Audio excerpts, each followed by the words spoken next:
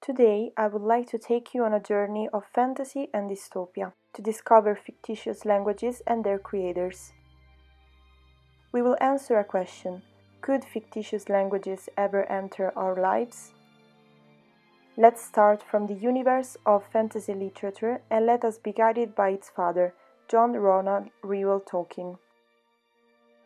Creator of the complex universe of Middle-earth, the setting for the many stories that have and will accompany many generations in their discovery of the fantasy universe and the adventures of mighty heroes and valiant hobbits, Professor Tolkien was much more than just a writer.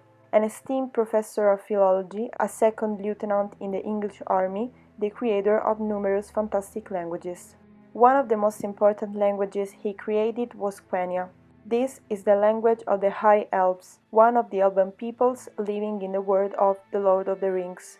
Quenya must be analyzed on a double level, one external to the story, that is considering its origin in the author's mind, and one internal, namely its evolution as a natural language from Valarin, the language spoken by the deities of Tolkien's stories. According to Tolkien's writings, Quenya is an agglomeration of several languages, first and foremost Finnish.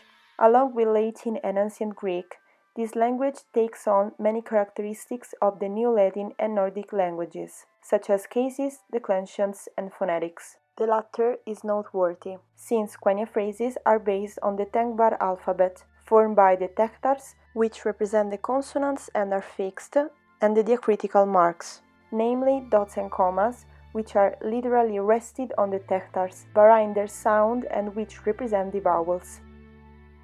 On the internal level of the novel, we can see many similarities with real languages.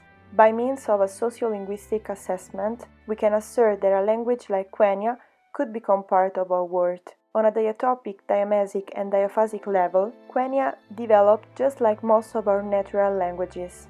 However, there is no variation on the social level. That is to say, the elves use the same kind of linguistic register regardless of the authority of the interlocutor, and this is the only difficulty that could be encountered in its possible incorporation into our everyday life.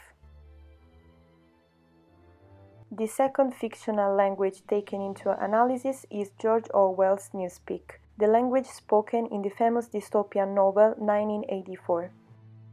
It is a completely artificial language, both internally and externally to the novel, and presents many manipulative characteristics.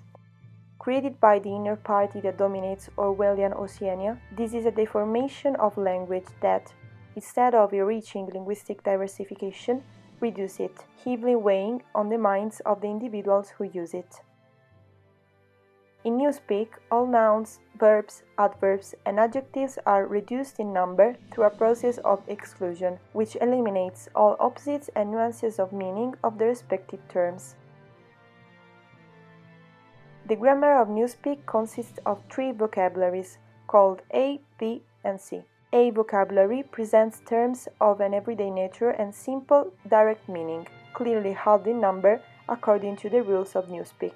B vocabulary is the one used by members of the inner party, with terms pertaining to politics and war, and involving a total submission to Ingsoc, the distorted logic that dominates collective thought, and a complete indoctrination to doublethink, the ability of an individual to think and accept two opposing theses at the same time. Finally, C vocabulary groups all words of a scientific and technical nature. At sociolinguistic level, we can affirm that a process of linguistic reduction, such as that put in place through the use of Newspeak, is already occurring in our lives. The similarities with respect to sociolinguistic varieties are staggering, although some features, such as the impossibility for the oceanic citizens to express their emotions, diverge from our diaphasic level. Another example is the fact that, in our society, linguistic registers vary according to context and interlocutor, which is not the case in the society of 1984. For the rest, the linguistic involution created through the updating of the Newspeak dictionary, which is used to constantly drop words in number, is similar to various current reduction processes, albeit with distinctly different purposes. For example, abbreviation in text messages and the modification of grammar structures, which are shortened for the sake of habit and linguistic speed.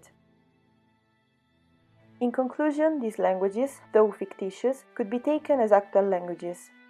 However, we should look for the refinement and elegance of Quenya, the glue of the people and example of grace, and hope that we'll never adopt a language similar to Newspeak, since reducing so drastically the language and, consequently, individual critical thinking would lead the individual to homologate and lose his uniqueness as a person.